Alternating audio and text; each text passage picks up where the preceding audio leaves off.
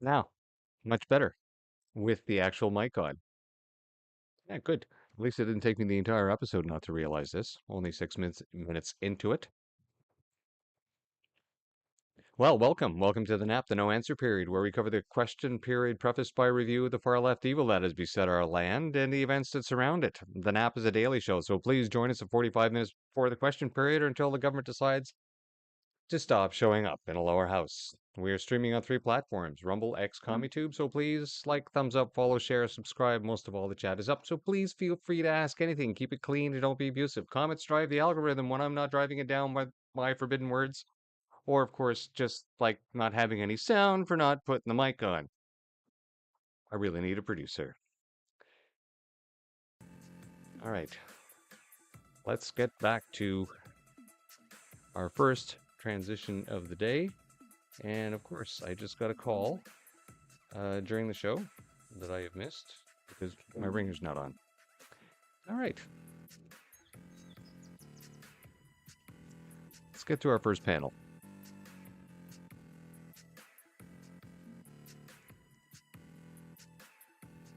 Hello, Mr. Fade. There you go. As always, we cover the ostrich situation first.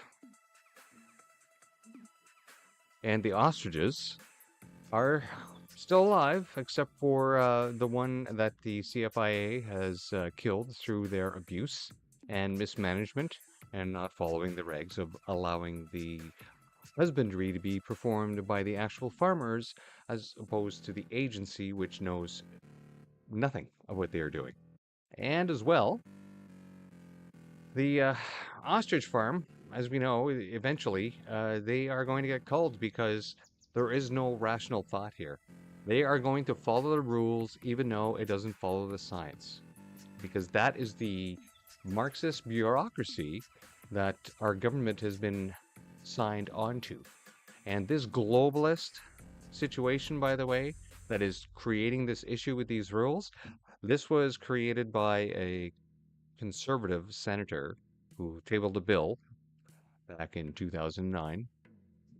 The Bill S11. No, sorry, that was 2011. Bill S11? Or was that 2009? Anyway, that allowed the CFIA to use that legislation to create the regulations and bring them in line with World Health Agency regulations to complete that circle, right? Because back then, the whole globalist idea, people were thinking, oh, it's not so bad, we'll still have some sovereignty, or maybe they didn't think that at all. I don't know, but the conservatives signed us onto these rules. Maybe that's why only a few conservatives have been speaking out about this situation.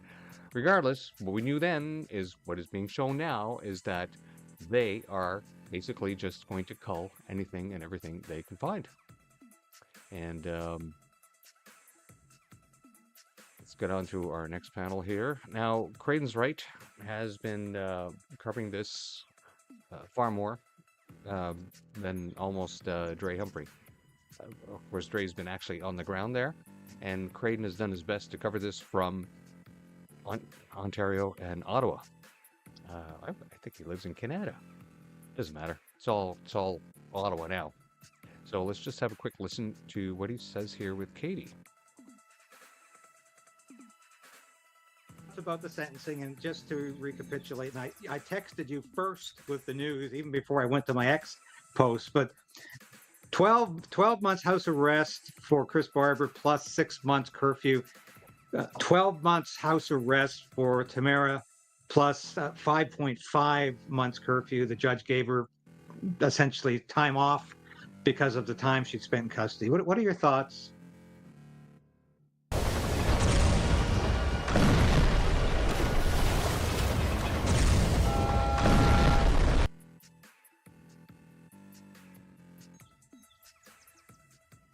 It was nice to see that, justice kind of prevailed today. I mean, they didn't deserve anything in obviously our eyes and probably our whole country's eyes.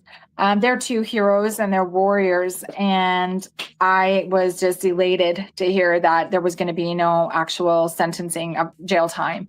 Tamara's dedicated herself to her using her voice and singing also to heal. She's been out here twice and she's brought magic each time with her voice and her songs and just bringing some light to what we've all been going through here. And anyways, our hearts have been with them this whole time. And I believe that it happened. It was just nice to see that there was justice today and in the sentencing. Absolutely. Yeah, I feel the same way because I heard a lot of people say, we shouldn't be celebrating at all. They didn't deserve to be there. They shouldn't have been there. I said, they shouldn't have been. But they shouldn't have been there. But these are people who have been treated like Soviet dissidents, and they could have been sent away for 8 years. And I'm thankful for that. I'm thankful, and I'm thankful that I think I made a difference over the last 3 years with promoting the story, not only in Canada but in the United States, where people still say to me, "You're kidding." that trial's not over yet. Yeah, it's over Yeah. today after 2 years and a month. So a lot of folks in the U.S. are outraged over Yeah. this, and I think that had some effect in Canada. Are you taking any, shall we say, inspiration from this, that maybe there's saner minds are going to prevail with your situation where the government, this time the federal government, this was a provincial government case. A lot of people forget that, but this was the Ontario government going after Chris and Tamara. In your case, it's the I think you call it the Canadian Animal Cruelty Agency, otherwise known as the Yeah. Canadian Many Food of us. Inspection Yeah. Agency. And so I you're know. fighting them. They want to kill over 300 healthy ostriches. We all know they're healthy. The CFI doesn't want to test them because they know they're healthy. Took them days to don their costumes, their hazmat costumes. RCMP are still walking around like there's no problem there. We all know it's a joke. They know this is a cruel joke that they're playing on the Canadian people. But are you looking at this today and saying, well, maybe this won't be a victory week for freedom? Maybe good news is on the horizon. I really do keep feeling every day that there's always winds of change. We have hope all the time that there's good men and good men and good women in all walks of life and in their different careers. There are RCMP. There's a lot of great women and men on the Supreme Court of Canada panel, and this. I understand from discussions I've had that the Supreme Court of Canada doesn't like to get caught up in controversial political cases. However, this is a case that has garnered a lot of international interest. It's garnered a lot, captured the people from all around the world. And what we're fighting for is for science. There is science here that can better humanity. And we're fighting not just for the science and leading, technology and innovation with using our antibodies, but we are really going after the international trade rules with the World Health Organization and the. And right there, just like I was saying before at the beginning, and that is where the rules will be blocked, right? Because the rules don't allow themselves to be changed. That's what we've gotten ourselves into in Canada, because all Canadians are asleep at the switch, just like most of them are asleep at the switch right now and don't know most of what's happening right now in Parliament, or let alone that this has happened, or that this threat of freedom of having their entire property destroyed, their biological property destroyed, applies to anything and everything in Canada. All herds, all animals, including your pets, folks, at any time. That's where this progresses, right? And that's how is this allowed to happen? Because people believe in the lie, right? She was just explaining there. Well, you've got cops walking around right next to guys in full hazmat suits, knowing that it's a joke, allowing the lie to go along, right? And there was a reason why I was playing this at the beginning. Of course, they're talking about the Freedom Convoy, right? Because everything about the Freedom Convoy was we had enough of the lie. And people to this day still believe the lie that the vaccines worked when they didn't. Even though Pfizer came out and admitted that they were never tested for transmission or stopping infection. And of course they didn't, because the stats now prove from Health Canada that with the excess death rates and the way people are getting sick, everyone who's taken the jab is getting sick. It's all there. But people continue to believe in the lie. And you would have to continue to believe in the lie to continue to prosecute these people 3 years later. In the lie that people had to stay away from each other, when we found out afterwards that they just pulled that figure out of their ass at 3 meters. There was no science behind it. We knew there was no science behind it. Just like there was no science behind wearing masks and all those other mandates. None of the mandates made any sense. And even the enactment of the Emergencies Act was ruled illegal. But still, people still think that what they did was wrong, even though ruling after ruling keeps proving what they did was right, except, of course, for the political persecution. Political persecution that is following the lie. So anytime somebody mentions, oh, they're convicted criminals, yes, they're convicted criminals by people who follow the lie, just like people who repeat that or knowingly accepting the fact that our justice system is following a lie. Now here, just before I cut it off, she mentioned that the Supreme Court doesn't like to get politically involved. Well, ain't that a pip? Because when the case made it all the way up to the Supreme Court for the last remaining signatory of Canada's charter, former Premier of Newfoundland at the time, who at the time Newfoundland couldn't even leave the province because he couldn't get on a plane and he couldn't get on a ferry, so he was landlocked because of this. But even though these travel restrictions were proven to be illegal, obviously, because, the Emergencies Act was illegal and all these mandates never fixed anything, they made everything worse. By the time they got it up to the Supreme Court, what did the Supreme Court say? Oh, you know what? It's taken too long to get to us. So now it's a moot point. So we're not going to see it. So even though the court doesn't like to get involved in it, their decisions have been political in the sense that they always defer to the government most of the time. And when it comes to abuses to Canadian citizens, the Supreme Court has been always deferring to the government. These judges that are all appointed by the same people that they defer to, that's a self-licking ice cream cone of authoritarianism and totalitarianism. Okay, let's move on to the next panel. As we know, we always like to have a quick look at the digital ID petition over in the UK. Still climbing up slowly up to 3 million. Very slow. Oh, it's still climbing. Keep going, folks.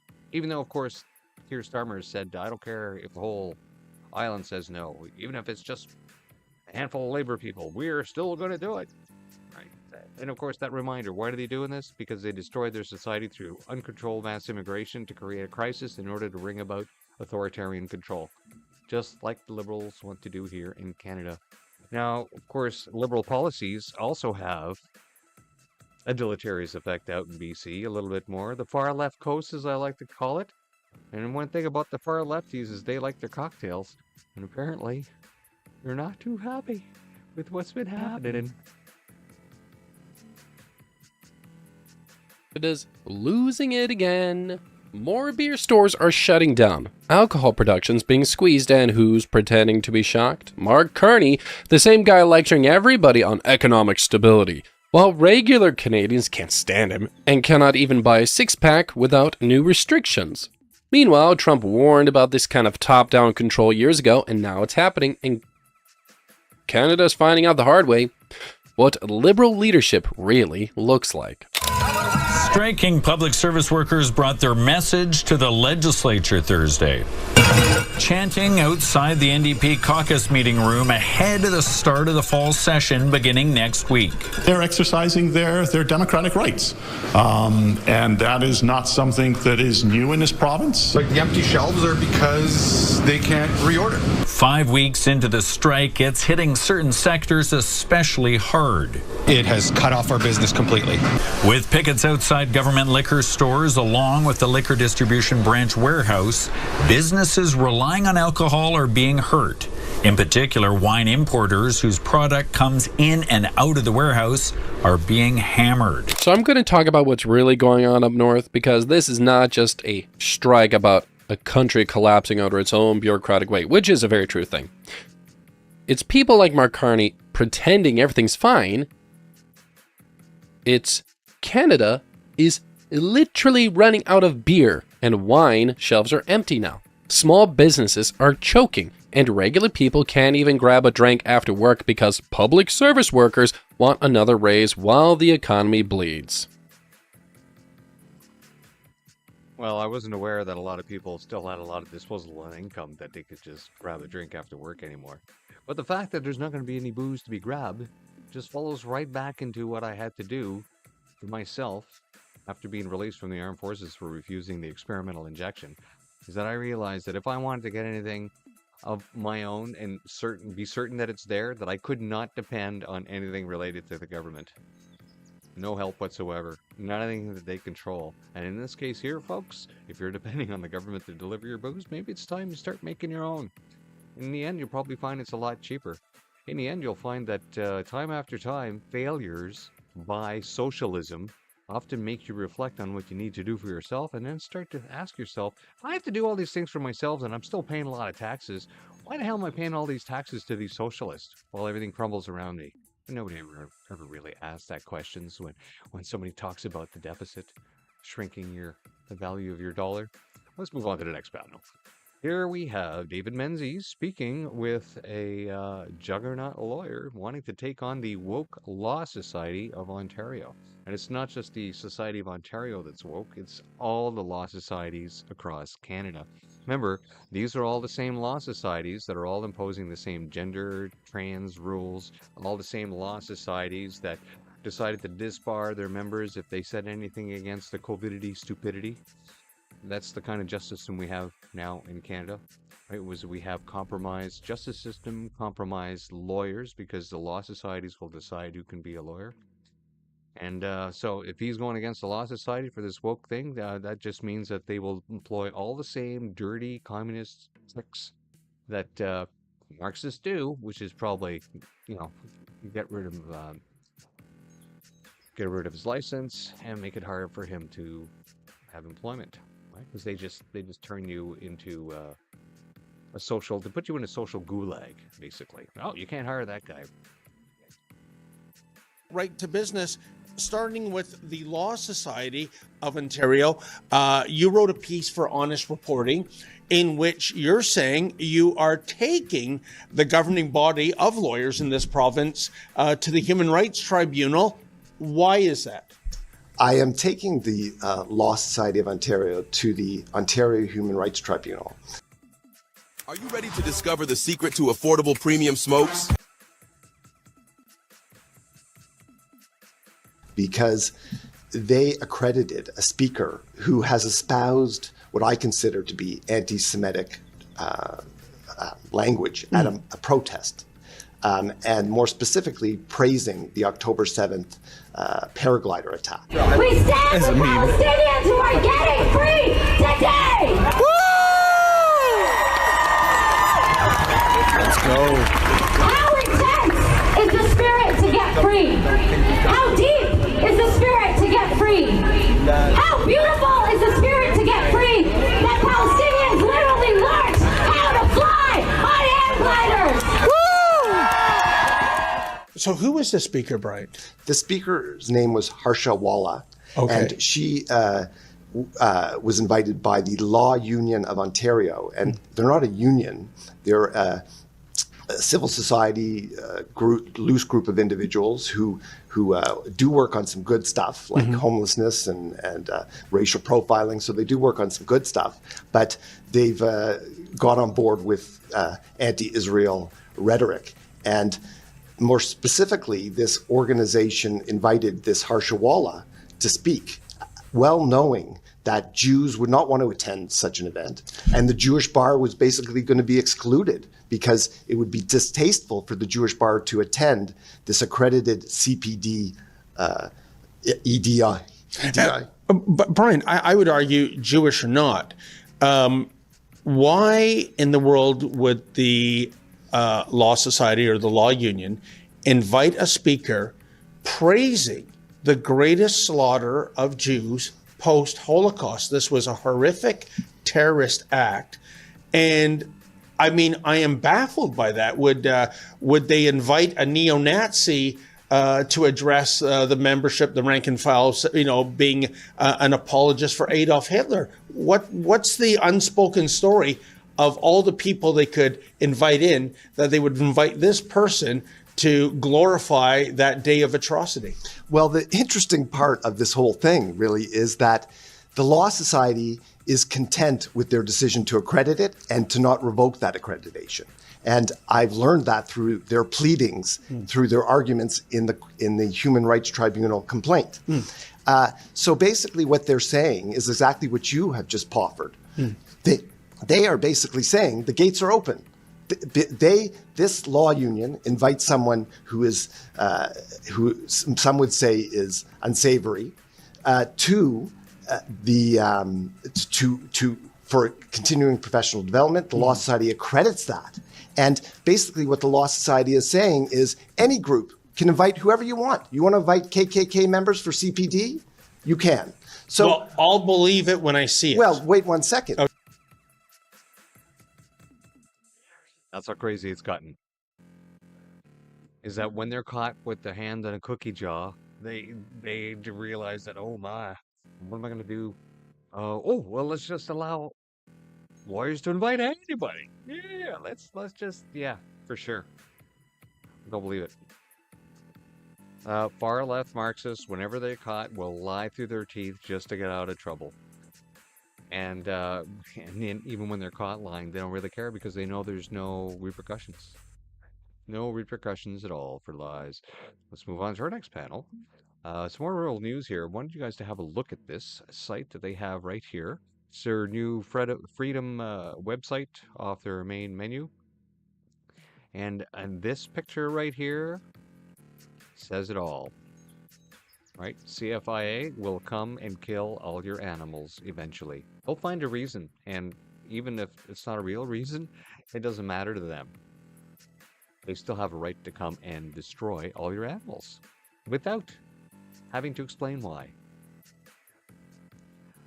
Some other stories that they're covering here. Police use sovereign citizen threat to justify major gun seizure. We'll look at that in a second. And you can see the other stories here. They're all freedom related, right? Rustad fires another truth teller. So you have the Conservative Party out in BC firing one of their own for saying the truth about the mass graves hoax, like saying it's a hoax. So these people here, that's a basic uniparty talking point for them, and they think that if they play nicely along with the people on the left that they will vote for them when they never will. Ford government orders school boards to cut live streams to public meetings. We've always said authoritarianism thrives in darkness. There is no reason to cut live streams of anything, and this is a bad habit that's been happening here in Ontario, and it's not just the school board meetings or these other public meetings, it's also municipal meetings. There's no reason for those streams to be cut either. Anything that's paid for by the public must have full access. All the records, all their meetings, all their minutes. Now I understand sometimes maybe they don't want their meetings to be public, but I'm sorry, you're paid by the public purse. That means you're accountable to the public, and that means what you do in darkness. This is BS, absolute BS. Let's move on to our next panel. Now, this story here of sovereign citizen threat to justify major gun seizures, this is Australia's constant move towards fascism. Now, remember, people don't want to realize this, but what's the first thing the Nazis did in Germany? Is they went around and they confiscated all the guns because they knew what was coming after that. If they tried to do it with people to have guns out there, it was going to be more difficult because they are slowly taking away all the rights in all the Western nations. And they have a big plan ongoing right there in the UK and Australia and for here in Canada as well. Let's go down here. More than 100 firearms have been confiscated. Now, what's scary about this story here is that police have said they have identified about 1,000 people in the state, no, this is in Australia, who profess sovereign citizen views, with 70 of them owning firearms. Officers searched those gun owners' properties last week, seizing 135 firearms and canceling or suspending 44 licenses. Police Minister Reece Whitby said authorities had been gathering intelligence on people with such beliefs since the shooting of Porpunka. He argued that the risk of allowing people with such beliefs to own guns was far too high. So this is where the fascists come in and they just make up their own rules, and they figure, oh well, there's a threat to safety, so we have to act, right? They might do something. Oh look, that person over there, he thought this, and he committed that crime. So that means everyone else that thinks like him will also commit crimes, so we have to stop them. This is pre-crime. Pre-crime policing, right? And what do we have here in Canada? Oh, we have pre-crime arrests and digital gulag in Bill C8 and C9. Now, Bill C2 also had some warrantless arrest and search of your private mail, and apparently Roman Baber issued a post yesterday stating that that bill has been bifurcated, so they've been able to strip out that warrantless aspect of that bill. But still, that means that the other part is still going to go through committee. So that other part could still pass. But at least they've gotten rid of that part of the bill. It'll make it more difficult. But there are still other bills that need to be dealt with. all of which could just disappear if there was a non-confidence vote for the budget on November 4th. But we know the NDP are going to support them because that's who the NDP are. They are weak communists who will do anything to hang on to power, just like their ideological companions in the Liberal Party. Here we have a post by Karen B.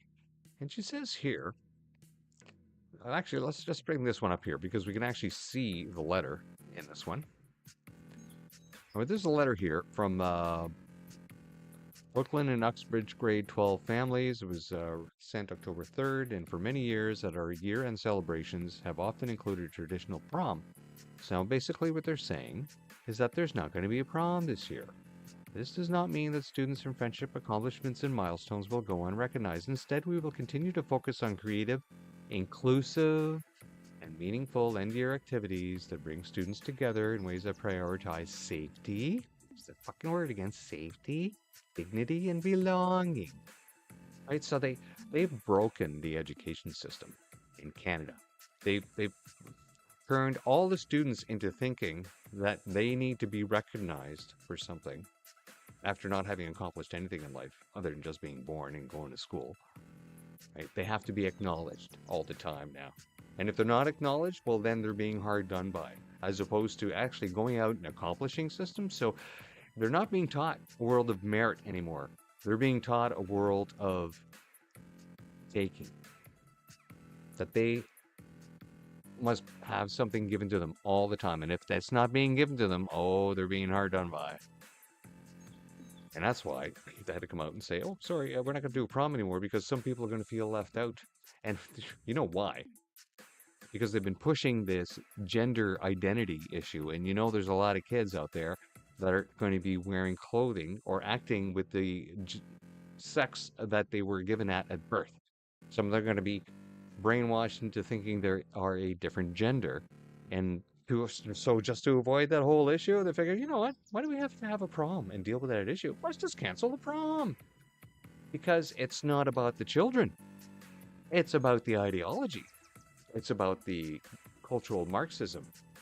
I said this yesterday. When I went to school, when I went to elementary school and high school, I did not know the political leanings of my teachers. Now in school, all they do is teach political leanings. They teach them about climate change ideology. And climate change is not based on science, because any science that says you're not allowed to look at the science or deny the science, that's not science, that's a cult. And the same thing with transgender science ideology that disregards what happens to kids' bodies when you pump them full of chemicals and skip puberty, and what happens to them after that. You know, it's believing in a lie. It's fabricating a lie, which is evil. It's just fabricating a lie and living in that lie constantly instead of accepting the reality. So of course there's some people online, they're like, huh? For what a party that wants to give this country, you'd think they'd know that what falls under federal responsibility, wouldn't you? Not to mention the fact that the province overseeing these schools in Ontario, which is led by Conservatives. Well, sorry to tell you about that, but Fat Trudeau leading the the PCs in Ontario, none of them are acting like Conservatives. They might be Conservative in name only, but you forgot that first word in their party, which is progressive. Any party that has progressive in a word in there cannot be Conservative, because they will always be trying to change things. And like I said here, since 2015, the Liberal Party has pushed the Hegelian deconstructionism of DEI policy embraced practically across all municipalities and up. Right, so you have cultural Marxism, Hegelian deconstructionism, a fish rots from the head down. And it's in there from municipalities, almost all municipalities all the way up. They all have these DEI departments. And that's how it gets in there. And so if you have a federal government that's pushing this policy down and constantly using that language of that cult ideology from the top down, then of course it's going to be reflected in here. And of course people are going to point to the Liberals. And of course people are going to remember that this policy wasn't instituted prior to 2015. Well, there was some shades of it here and there, but not to the effect that it is now. And as a result of that policy, what do we see? We see nothing but more Marxism, more people being thrown out of meetings, more people not allowed to participate, more people arbitrarily being cited for being racist and being thrown out. Live feeds being cut off for safety, right? All these same fascist things that were employed by the Nazis in Germany, slowly creeping in one at a time as uses to employ and solidify their power in society. That's where we're headed, Canada. It's almost like it happens every 100 years in one place or another. Now, there's been a lot of talk because of what Pierre Poilievre says regarding the deficit, right? And like here, Andrew Coyne is going on about 1/2 of Canadians are on the brink of bankruptcy? Really? Well, yeah. As Bubble Snake here states, Poilievre referenced the recent MNP Consumer Debt Index survey that indicates 48% of Canadians are within $200 of not meeting financial obligations. $200! You know, and that's for some people, that's like a couple of days of groceries now, the cost of groceries. Amid 2025's high household debt to income ratio of 174%. 174%. Well, you know what? That's still far less than the government.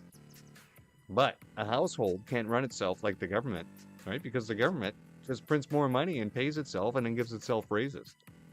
Households can't do that.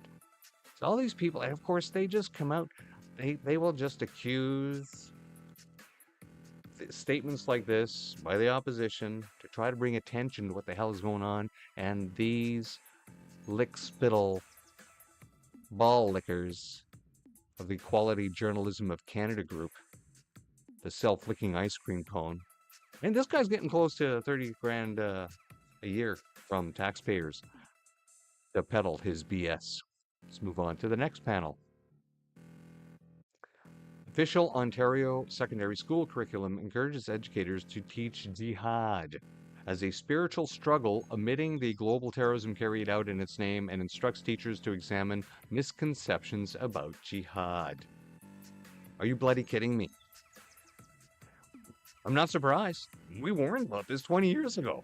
20 bloody years ago, when a bunch of us were on the anti-jihad crusade of blogging, trying to get people to understand this existential threat that far-left politicians are going to bring into our country, which they did under Trudeau for the past 10 years, and you can see them parading now on the streets, calling for the death of Jews all the time, bringing in all their BS from overseas, as opposed to being perhaps inculcated into our culture of peace and love and French and English and try to live within our society. But no, you have to bring in your politics from overseas and the politics of jihad. Why are we teaching politics of jihad to children in our schools? Well, like I said earlier, why are teachers teaching politics at all other than teaching how politics work? It's a difference between teaching how Parliament works in Canada and then going on and instructing children on jihad. And then, of course, telling them lies about jihad. That the Western conception of the religion of peace. This is insane. But then again, we had a post earlier in one of the prior episodes where, like, even in Edmonton, you've got like maybe 4 kids in the entire class that'll speak English and the rest of the kids don't. Now, I'm not saying they all come from that part of the planet, but overall, mass immigration has been a disaster, and all the levels that are trying to deal with this influx of these immigrants are just overwhelmed. And then you end up with reactions like this because they don't know any better. What the hell are they doing? This has nothing to do with Canadian culture. Why are we teaching jihad in Canadian schools? What's next? A madras? A madras with slavery of Christians in there? Oh, I see. We're not going to teach that part about jihad, are we? No. But it doesn't stop there. Here's a post by Maria Zalea. Toronto School chooses today, of all days, to play O Canada in Arabic. And this was on October 7th, 2 days ago. Right? They have 100 Jewish students, but they played O Canada in Arabic. What the hell are we doing playing any O Canada in any other language than French or English in Canada? What, do we not have official languages? Like, what? Canada's toast. Canada's done. Stick a fork in it and turn it over. It's done. You know, and of course, this falls under Fat Trudeau, doesn't it? And it doesn't end there. So here's the Arabic O Canada. October 7th is institutional capture. Here's a good little reminder. All of our bodies are infected by virus of white body supremacy. This virus was created by humans in 1691 in the laboratory of the Virginia Assembly. It quickly spread throughout our continent, infecting all of its people today. Today, white body supremacy remains within all of us. It is the air we breathe, the water we drink, the food we eat, the institutions that govern us, and the social contracts under which we live. It is in our bodies. By Resmaa Menakem. Bonkers. Absolute bonkers. This is what we're dealing with, folks. And of course, there's people out there that believe this. You know? I don't know whether this person believed it or not when they said it. But this is the kind of stuff that liberals support. The far left support. A Toronto High School's decision to play an Arabic version of O Canada October 7th, the 2-year anniversary of Hamas's massacre of 1,200 and kidnapping 251 in southern Israel, was not an act of inclusion. It was a calculated political statement. So, let's, play O Canada in Arabic. This here, Blazing Cat Fur from this site that it's on. And by the way, join us tomorrow morning at 9 a.m. for Blazing Cat Fur Fridays. For a half-hour show before we carry on with the no answer period an hour after Blazing Cat Fur ends. Some of us Islamophobes have been pointing out this institutional capture for years, decades even. That's what I said earlier, right? Our school boards and provincial government first decided that anti-white hatred was an acceptable part of school curriculum. Yep, teach the kids to hate first. Anti-white hatred opened the door to anti-Semitism we see today. Yep. You have to create the ability for people to hate, and then you just direct their direction of who to hate and what to hate. Right? We see this all the time with the far left in Canada. Oh, orange man bad. Oh, the conservative man bad. Oh, everything else is bad. Liberals enough. Liberals give me more money. Everyone else bad. Everyone that says something bad about him is bad. It's a cult of personality, and this is what Adolf Hitler used in Germany to capture all his followers, was to train them to hate something and then to love him. Yin and yang. Greg Brady says here, my convo with a parent at Earl Haig Secondary School in North York. She heard from a child yesterday after the morning announcements were altered and an Arabic version of Canada was played for the first time ever on the 2-year commemoration of October 7th Hamas terror attacks. And then Convoy Karen here. So are we surprised? Schools have lost the plot. This is hanging in my son's... Oh my goodness. So what we read right there is actually hanging up in schools?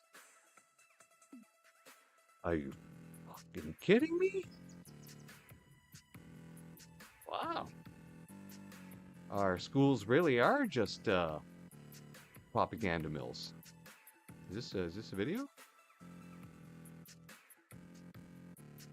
Can we get some more of this? Is it loading up here?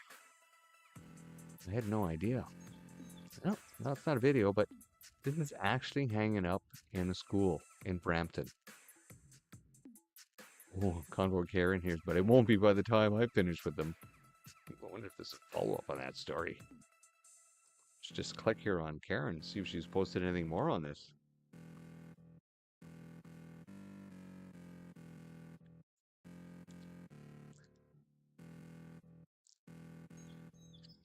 I hope the author... Okay, so whatever you do not eat or drink the white supremacy.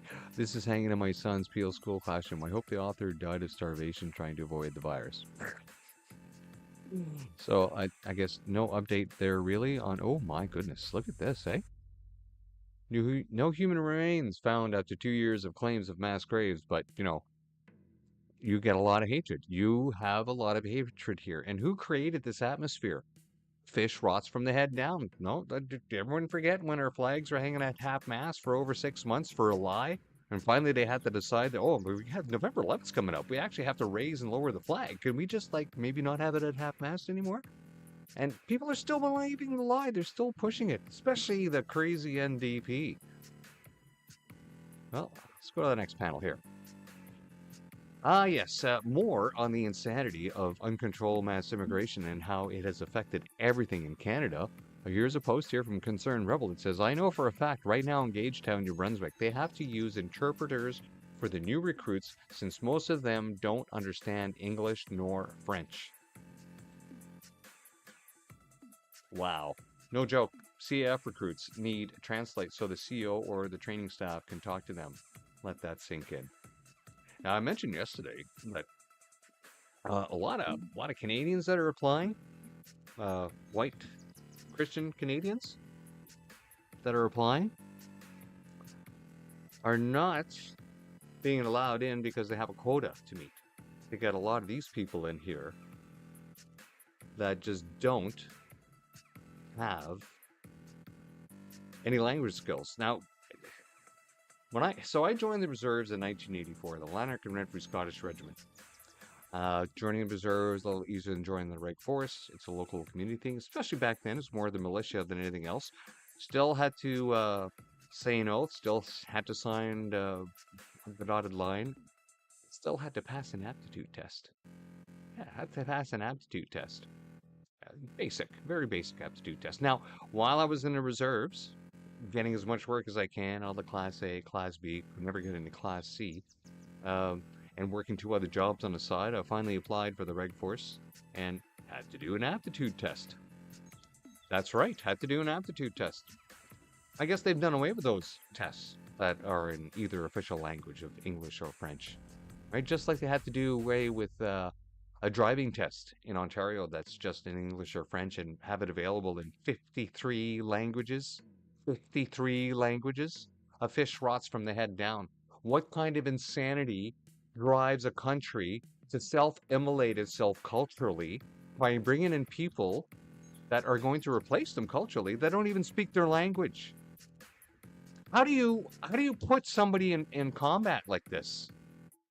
How do you have effective troops who don't even understand basic lines of communication? I can't imagine putting this guy in a fire squad. If I was a section commander and I had a rifleman who can't even understand me, what the hell am I supposed to do with that? Out of the basic trades, if you're going to think of bringing somebody else that can't speak any of the languages that we use in Canada, I can't use them for anything. I can't even use them for cannon fodder because I can't even be sure he's going to go in the right direction. What kind of insanity is this? Oh, I know what it is. It's our new CDS. Oh, yes. Carignan. How's she freaking doing? The one who established diversity, equity, inclusion in the armed forces. And for her reward, she got made CDS. And now the disaster that is the Canadian Armed Forces continues to unfold with stories like this. Absolutely insane in the membrane. All right, well, it's 20 after, and I wonder if the question period has started. I'm just looking down here at my other window. It's difficult to tell. It might just be statements. Yes, we're still in an opposition moment on the business of supply.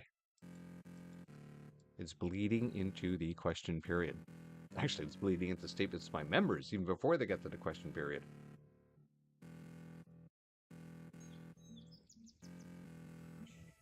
All right.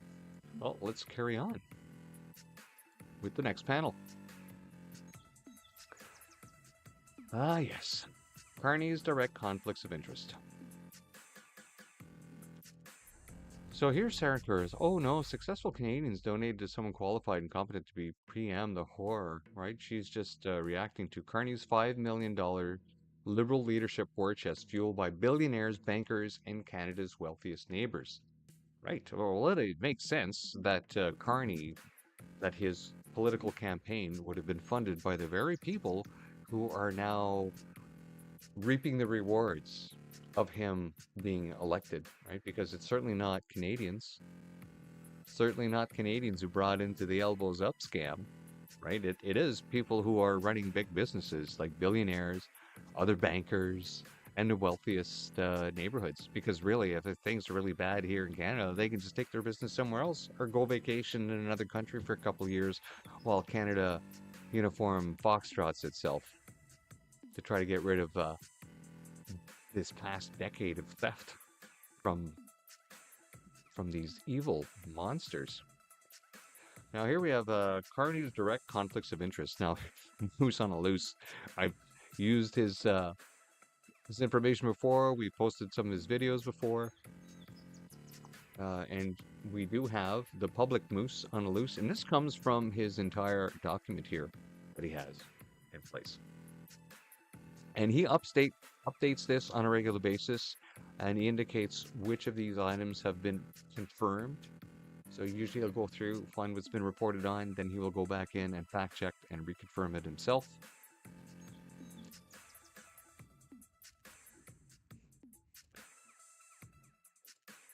Let's see if we can bring this up. And no, that's not gonna work. There we go. Missile Precision Strike System, Lockheed Martin. Now, this is the latest purchase that he's been looking at for the country, $500 million. And, of course, Mark Carney's heavily invested in Lockheed Martin. And, you know, Canada already has other Lockheed Martin assets, like the C-130J and all our older Hercules as well. It's a big company. Yeah, now that's fine. I mean, we probably would have purchased a HERM system anyway. But the problem is, like we pointed out ahead of time, Mark Carney has such a vast investment portfolio that everything that he is involved in, basically, will make him rich. Every decision that he makes is going to make him rich. And that's why he took the position of Prime Minister. Because it wasn't about taking care of Canada, it was about pushing that same ideological pattern.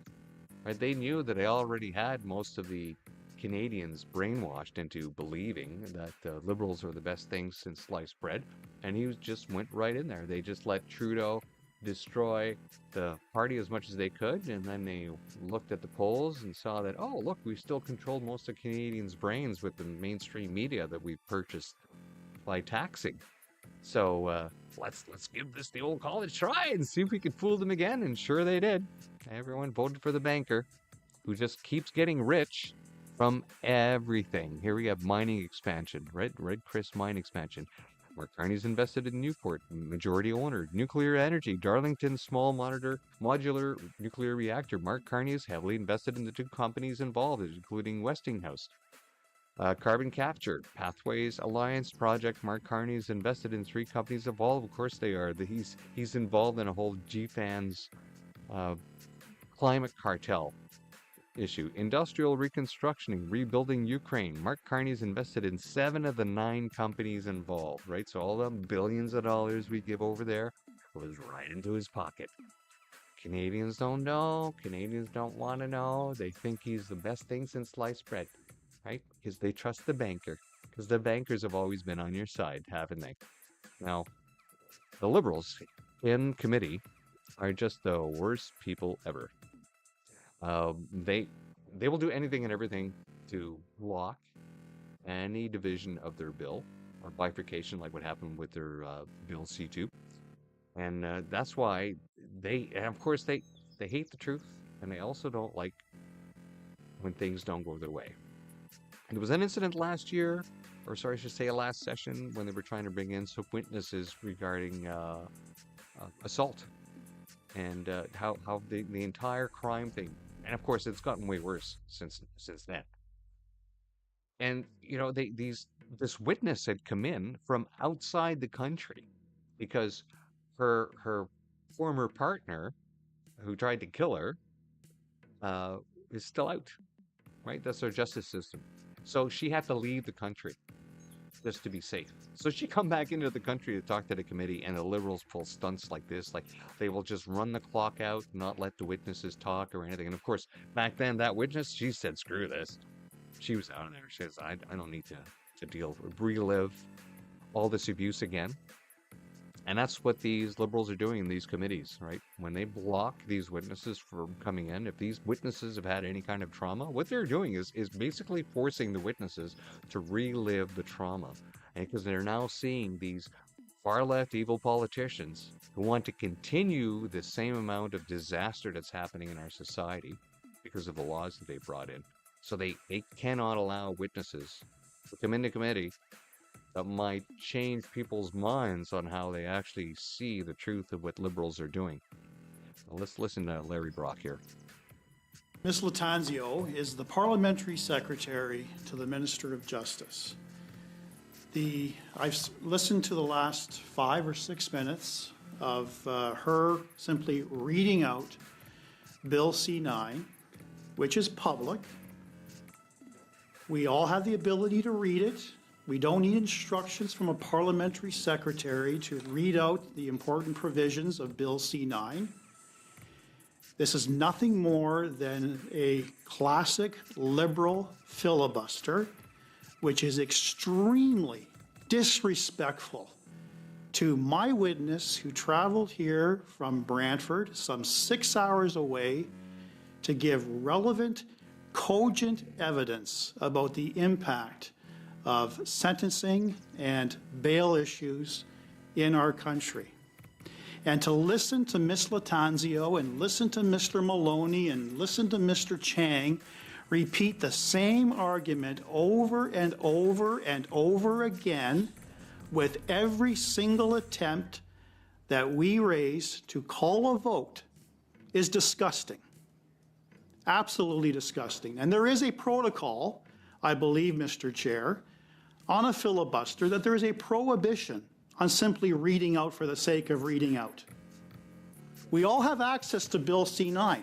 We agreed as a conservative caucus, we agreed to allow debate to collapse after 2 days, approximately 6 hours worth of debate, to bring it to committee. We are not arguing regarding the importance and the seriousness of Bill C-9. But my God, let's get on with this. This is disgusting behavior. And if you think it's just Larry Brock, it's not. 'Cause he's not the only one on the committee. Here's a piece from Andrew.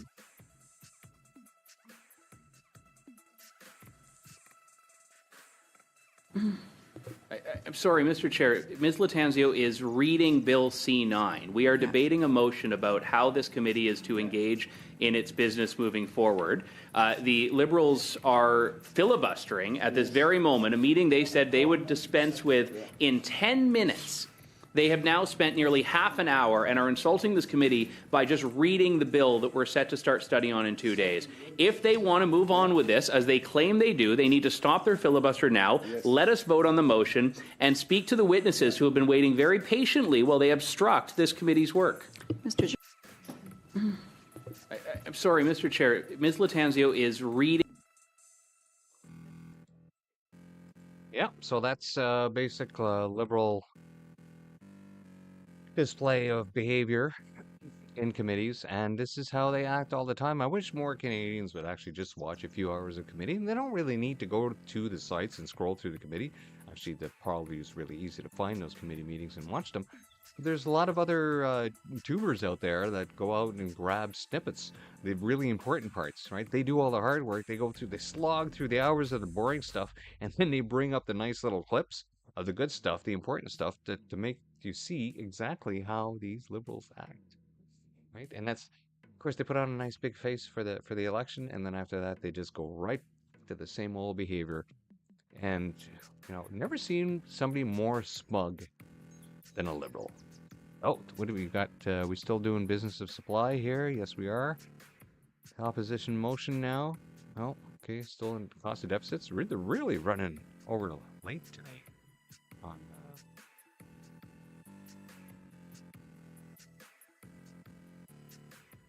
the question period. All right.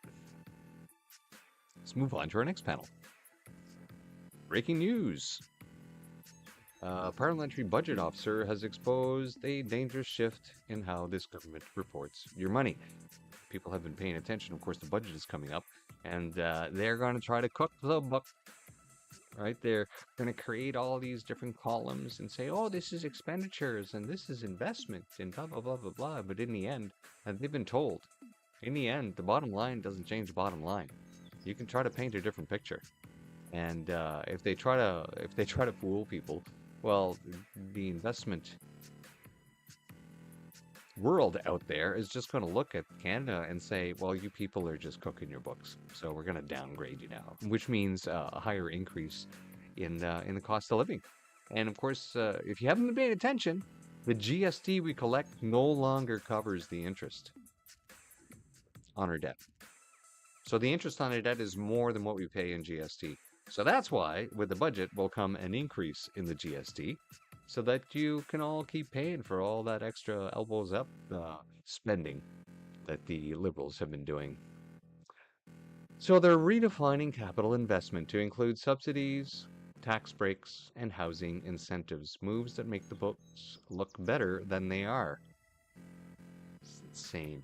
Their definition now stretches beyond international standards, and they're quietly dropping the most important measure of all, the debt-to-GDP ratio. That's the anchor for very serious country uses to measure sustainability. When governments start rewriting definitions to hide their failures, Canadians lose trust and integrity collapses. Honesty isn't optional in the public finance. Well, I lost faith in the government as soon as they made me a second-class citizen as a serving veteran. No, you don't need to convince me there, but let's watch what she has to say.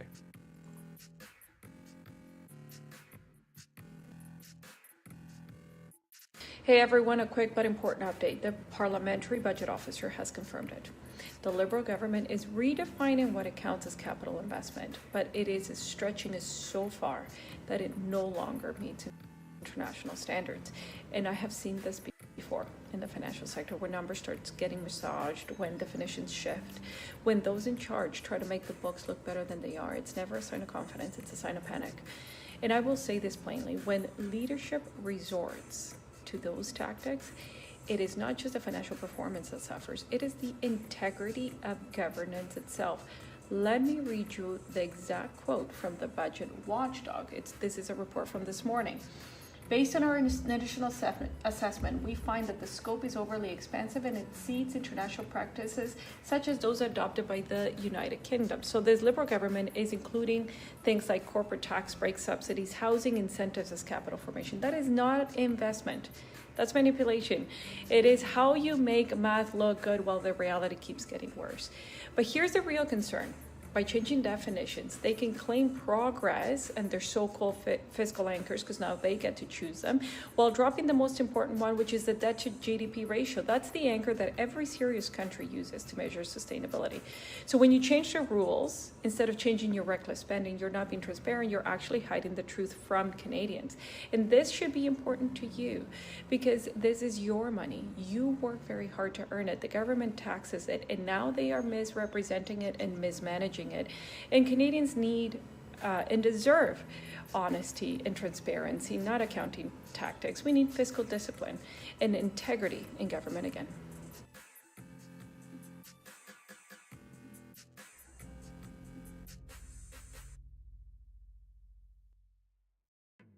Right. So I'm just queuing up the House here. The question period has started, and I'm just trying to get past the statements. There we go.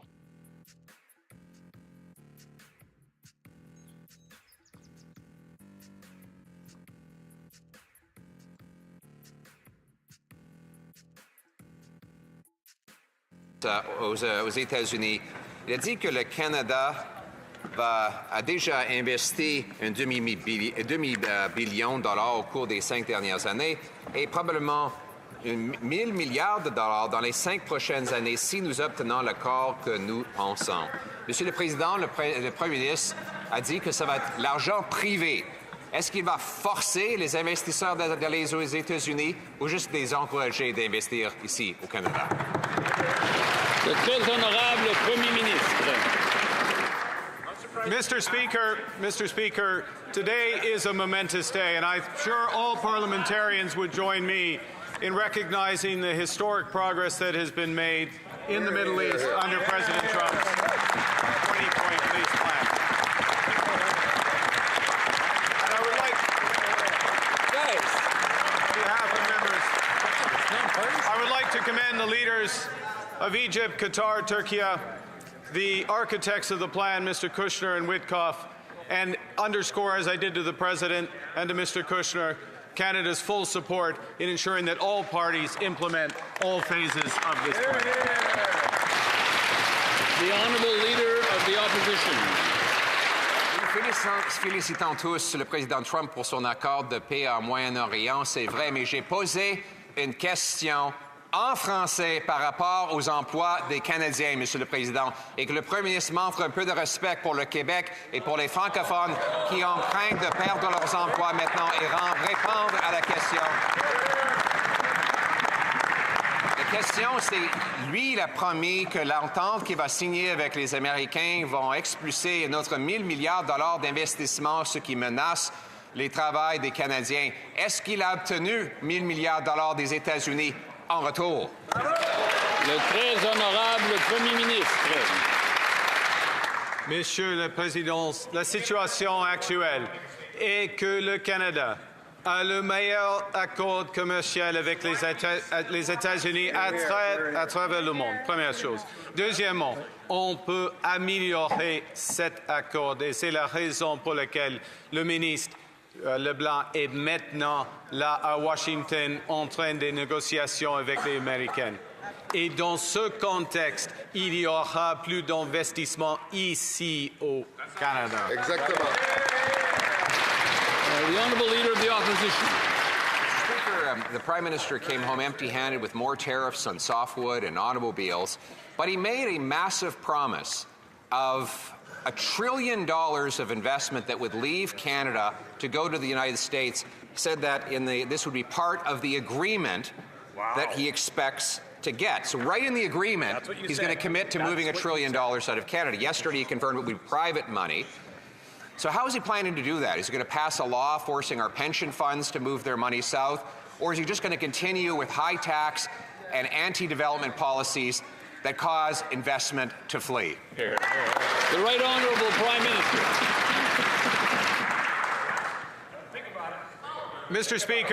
Mr. Speaker, I was there. And I was there in the conversation with the President. I was there in the conversations in the Oval Office. I was there in the conversations afterwards. And the situation is this. We have the best deal in the world.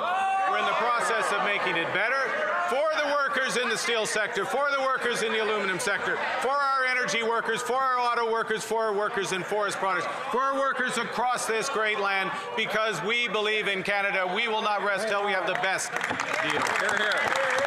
The Honourable Leader of the Opposition.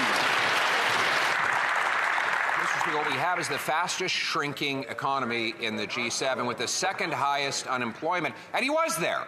So he has a duty to tell the Canadians who are the owners of this $1 trillion that he wants to push out of our country. What is in this deal? Because he said it would actually be in the agreement that he's going to move $1 trillion of private money south. So there's two ways to do that. Is he going to pass a law forcing investors to sell Canadian investments, putting people out of work here, and invest in the South?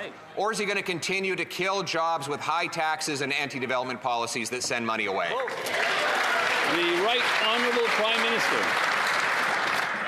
Mr. Speaker, I know the honourable member was not here when this government cut income taxes, cut capital gains taxes, cut the carbon tax. I know the honourable member was not here when this government passed legislation for one Canadian economy and to build major projects across this great land. But the member opposite will be here when this government presents a generational investment budget November 4th, and we hope to have this. Hear, hear. The Honourable Leader of the Opposition.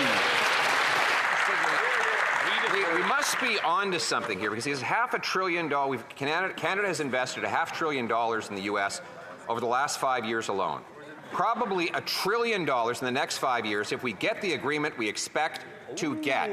So this is what he said. This is after he has failed to get tariffs lifted on our auto workers, our lumber workers, after thousands have lost their jobs, after he created the second highest unemployment and the worst growth in the entire G7.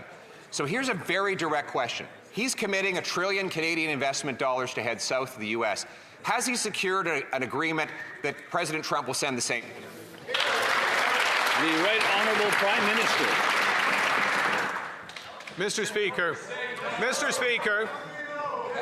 Canada has no tariffs on auto parts.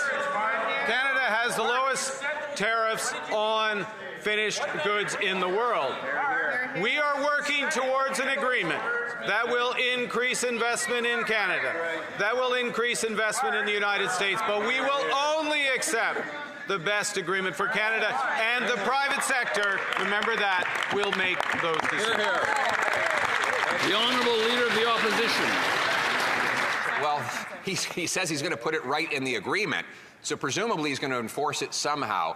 Another Liberal contradiction, another failure and broken promise by this Prime Minister.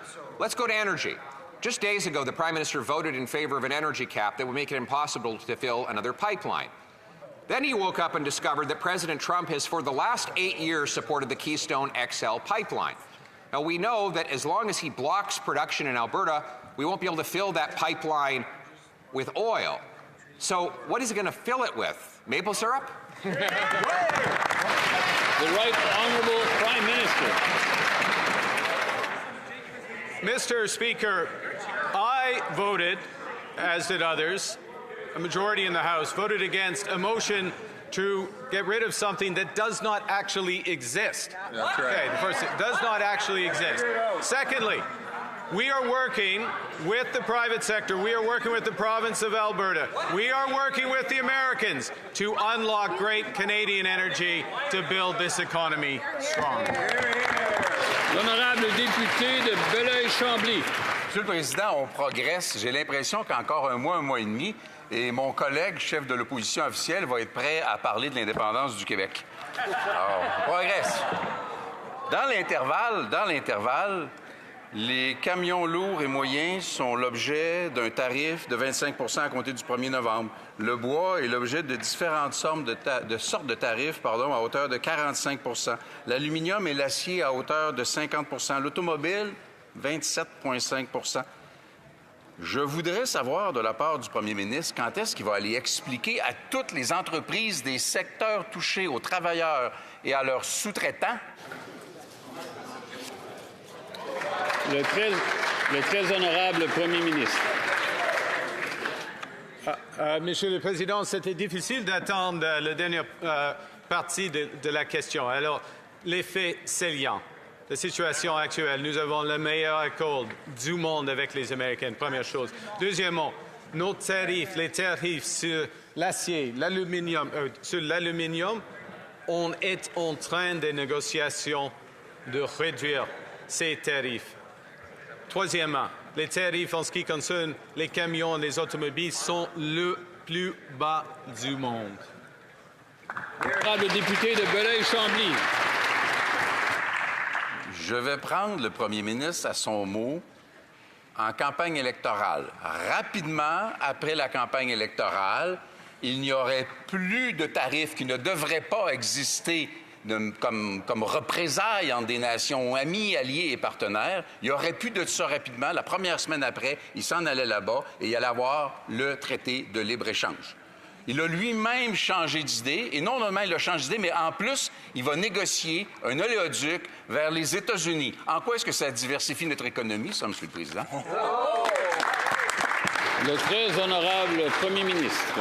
Monsieur le Président, en ce qui concerne la diversification de l'économie canadienne avec les partenaires fiables et les partenaires dans l'Asie, par exemple comme l'Indonésie, nous venons de signer un accord compréhensif avec l'Indonésie. Nous sommes en train de négociations, de grandes négociations avec l'Union européenne, avec l'ASEAN, tous les pays de l'ASEAN. Et il y aura de plus des accords avec des pays d'Amérique du Sud. L'honorable député de Belleuil-Chambly. On est beaucoup plus tard que l'échéancier que le premier ministre s'était lui-même imposé au moment où il faisait campagne. À la limite, on peut comprendre l'exercice. Et là, il nous dit qu'il y a présentement des négociations en cours pour réduire les tarifs. Ça fait 6 ans, ça fait 6 mois. Ça augmente encore. Les États-Unis en ajoutent des tarifs. Donc, ce n'est pas un grand succès présentement. Est-ce qu'au moins, dans l'intervalle, il peut déployer les programmes qu'il a annoncés pour l'aluminium et le bois, dont pas encore une scène a été décaissée? Oh! Le très honorable Premier ministre. Oui. Monsieur le Président, le monde opposé, il y aura la chance de soutenir des programmes pour le secteur de l'acier, de l'aluminium et tous les secteurs à travers le Québec et le Canada dans le budget actuel le 4 novembre. The honourable member for Leeds, Grenville, Thousand Islands. Since the Prime Minister took office, nearly $54 billion investment dollars has fled our country. Yet the Prime Minister said that Canada will send the U.S., quote, $1 trillion in the next 5 years if we get the agreement that we expect to get, end quote, that he expects to get. Well, it's Thanksgiving, and I'll tell you what Canadians expect. They expect a Prime Minister who will stand up for investment in this country, who will stand up for Canadian jobs. So when will this Prime Minister do that and finally stand up to the Americans, stand up to Donald Trump, stand up for Canadian workers? The Honourable Minister of Foreign Affairs. Mr. Speaker, I'd like to inform my honourable colleague and the members of this House that we have provided billions of dollars of support for this economy, including $5 billion in a strategic response fund, Mr. Speaker. And we're doing this while supporting our workers, supporting sectors, including auto, and maintaining Canada's AAA credit rating and the lowest net debt to GDP ratio in the G7. Mr. Speaker, we will get the best deal for Canada, and we will take the time that we need to in order to get this done. Thank you. The honourable member for Leeds, Grenville, Thousand Islands. Well, Mr. Speaker, I'd like to inform the minister that Canada has the fastest shrinking economy in the G7. I'd like to inform the minister that with this Prime Minister, it's been all about concessions. Back down on their DST, back down on softwood lumber, back down on auto, they've backed down on investments, and they've backed down when our workers needed them to stand up to Donald Trump, like the Prime Minister said that he would. Auto plant closures, steel plant closures, layoffs across this country. Canadians want to know why he's sending $1 trillion of investment to the Americans. When's he finally going to stand up for Canadian workers? The Honourable Minister of Foreign Affairs. Mr. Speaker, on this side of the House, we actually believe in the potential of this country. And in fact, the statistics are bearing this out. The lowest net debt to GDP ratio in the G7, inflation and wages are working in Canada's favor. We will continue to grow this economy by investing in the workers, by investing in sectors, and we will do this while making sure that foreign direct investment flows to Canada, where we sit at the very top of countries as ranked in the G20. Mr. Speaker, thank you. The honourable member for Lethbridge. While in Washington, the Prime Minister bragged that his Liberal government has already driven $500 billion of investment south of the border over the last 5 years. And then he proudly vowed that he would send another $1 trillion south of the border if we get the agreement that we expect to get. In other words, this is exactly what this Prime Minister wants to do. He wants to drive investment from Canada to the United States. So much for elbows up, okay? So here's the choice. Does the Prime Minister plan to order Canadian pension funds to invest in the United States? Or does he plan to continue his anti-development projects or initiatives? The Honourable Government House Leader. We have this disturbing trend about the Leader of the Opposition making something up, and then members down and up the line, they even add on new and very intriguing figures figures and facts, Mr. Speaker. We don't quite really understand, can't follow the logic. Here's what I can say the government's doing. It is in negotiations with the United States as we speak. The Minister for Canada-U.S. Trade is there. We're going to negotiate a great deal for Canada, and we're going to continue to build Canada strong, Mr. Speaker. The honourable member for Lethbridge. Here's what we know and can't be refuted. We know that Canada has the fastest shrinking economy in the G7. We know that the unemployment rate is the second highest. We know that Canadians are already struggling to be able to put food on their tables and take care of their families. And now we know that this Prime Minister went to the United States of America and promised that he would drive another $1 trillion of investment south of the border, therefore putting Canadian families at a disadvantage because they won't have jobs. What will this Prime Minister do to put his elbows up and stand up for them? The Honourable Government House Leader. Once again, Mr. Speaker, taking the Opposition Research Bureau stuff and just repeating it does not make it true. What we do know, and Statistics Canada would confirm this, is that Canada's economy is in fact growing. And what does growth mean? It means we're adding value to our economy, adding opportunities for workers. Of course we're concerned about job losses. Of course we will continue to defend Canadian workers right across this land. But one thing's for sure, we'll take our statistics from this side of the House, Mr. Speaker. The honourable member for Swift Current Grasslands Kindersley. Well, Mr. Speaker, there's an old proverb that says that the road to hell is paved with good intentions. Canadian workers are getting sick and tired of this Prime Minister's good intentions. The best predictor of the future is the past. So let's take a look at the Prime Minister's record. His last act as the chair of Brookfield was to move their company headquarters out of Canada into the United States, into the welcoming arms of President Trump. So I guess it's pretty clear. The Prime Minister will continue to sell out Canadian workers to the U.S. Isn't that right? The Honourable Parliamentary Secretary to the Minister of Industry. Monsieur le Président, je répète ce que j'ai déjà annoncé dans cette Chambre. 85% des exportations canadiennes entrent aux États-Unis sans payer aucune taxe et aucun tarif, Monsieur le Président. De plus, on écoute. De plus, Monsieur le Président, l'économie canadienne est une économie ouverte. Le capital bouge des deux côtés de la frontière et nous allons faire tout ce que nous pouvons pour continuer d'attirer le capital au Canada pour investir et croître plus rapidement. L'honorable député de Charlebourg, Haute-Saint-Charles. Monsieur le Président, le Premier ministre a promis au président américain des investissements, et je cite, de 1 000 milliards de dollars dans les 5 prochaines années si nous obtenons l'accord que nous pensons obtenir. Ça nous permet de comprendre, Monsieur le Président, pourquoi le Premier ministre, quand il était président de Brookfield, avait recommandé le déménagement du siège social de Brookfield vers New York. Maintenant, le Premier ministre demande aux entreprises canadiennes et aux fonds d'investissement d'aller investir 1 000 milliards aux États-Unis. Pourquoi le Premier ministre cherche à améliorer l'économie américaine au lieu de l'économie au Canada? Bravo! Honorable secrétaire parlementaire de la ministre de l'Industrie. Monsieur le Président, je dois vous avouer que je suis étonné de constater que nos amis de l'autre côté ne comprennent pas la notion de flou du capital. L'économie canadienne est une économie ouverte. Le capital rentre et le capital sort. Nous avons une grande tradition d'investir à l'étranger, Monsieur le Président, et aussi d'accepter l'investissement étranger. C'est ça que nous allons faire et c'est comme ça qu'on va croître l'économie canadienne. L'honorable député de Charlebourg, Haute-Saint-Charles. Au contraire, Monsieur le Président, on comprend très bien que le Premier ministre, quand il était président de Brookfield, a recommandé de déménager le siège social à New York. Là, maintenant, cette année, on a une entreprise, la plus grande entreprise de camionnage, TFI International, qui a annoncé qu'elle déménagerait le siège social aux États-Unis, une compagnie de 27 000 employés. Puis là, actuellement, c'est pas surprenant de voir que l'économie canadienne se contracte, la plus grande au niveau du G7. Est-ce que le Premier ministre sait qu'il est à l'emploi des Canadiens et non pas des Américains?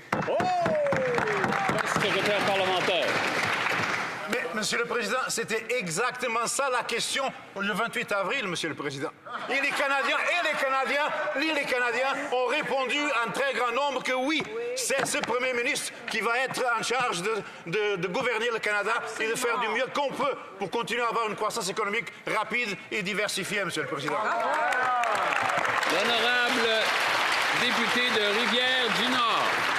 Monsieur le Président, hier, le ministre nous a accusés de déformer ses propos. C'est toujours bien lui qui parle de l'invasion russe en Ukraine quand tu justifies son opposition à la clause d'interrogatoire, pas moi. C'est toujours lui qui envoie le mémoire à la Cour suprême dans lequel il utilise l'esclavage et les exécutions sommaires comme argument, pas moi. C'est toujours bien lui qui prétend que la clause dérogatoire pourrait servir à interdire les lieux de culte, abolir les syndicats, fermer les journaux. Qui, franchement, Monsieur le Président, est en train de déformer la réalité? Le ministre ou ceux qui défendent la clause dérogatoire? L'honorable ministre de la Justice. Monsieur le Président, je veux remercier ma collègue pour la question. C'est clair, il est essentiel pour le gouvernement fédéral de défendre nos chartes, défendre les droits humains et protéger la Constitution. Ce cas arrivé devant la Cour suprême du Canada, il est responsable pour le gouvernement fédéral de faire une intervention pour défendre la charte, pour défendre la Constitution. Monsieur le Président, il n'est pas des circonstances quand le gouvernement fédéral ne fait pas une intervention. C'est très important aujourd'hui et demain pour protéger les droits des Canadiens. L'honorable député de Rivière-du-Nord. Monsieur le Président, dans la lettre ouverte des 5 premiers ministres, les signataires rappellent que la clause dérogatoire a permis le rapatriement de la Constitution. Mais de leur côté, les libéraux veulent réécrire l'histoire et soumettre entièrement le Québec et les provinces à la Charte fédérale. Bref, les libéraux veulent effacer le compromis constitutionnel de 1982. C'est un coup de force qu'orchestre ce gouvernement pour affaiblir l'Assemblée nationale et les provinces. Le ministre va-t-il entendre raison, respecter la clause dérogatoire et cesser de s'en prendre à la souveraineté parlementaire du Québec et des provinces? Voilà! Honorable ministre de l'Identité et de la Culture canadienne. Merci, Monsieur le Président. Je suis en profond désaccord avec ce que mon collègue du Bloc québécois vient d'affirmer. Notre intervention devant la Cour suprême vise à défendre les droits des Canadiens et des Canadiennes et la Charte des droits et libertés. Il n'y a rien dans notre intervention devant la Cour suprême du Canada qui empêchera les provinces de continuer d'utiliser la clause non-obstant si elles le veulent. Mais nous voulons que lorsque les droits des Canadiens et des Canadiennes sont violés par l'utilisation de cette clause-là, que les tribunaux puissent se prononcer là-dessus, Monsieur le Président. The honourable member for Skeena-Bulkley Valley. Canada has the fastest shrinking economy and the second highest unemployment rate in the G7. BC forestry workers are already hard hit, but it's going to get worse. The Prime Minister promised to negotiate a win with the USA, but softwood lumber tariffs have doubled since he took office. Instead of keeping his promise to Canadians, he is promising to invest $1 trillion into the U.S. economy. How many more BC lumber workers will lose their jobs because of this Prime Minister's failures? The Honourable Parliamentary Secretary to the Minister of Natural Resources. Mr. Speaker, we've been very clear that the tariffs are unjustified and we are working at every level to address them. We've created $50 million of supports for workers. We've created $700 million of liquidity support for companies and $500 million for new markets and new innovations in the sector.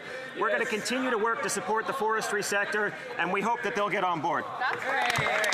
The Honourable Member for Skeena-Bulkley Valley. This Liberal government can't make up their mind. On one hand, they say it's unjust, then they say it's the greatest deal in the world. Exactly. Make up your mind. There's mills closing all across BC.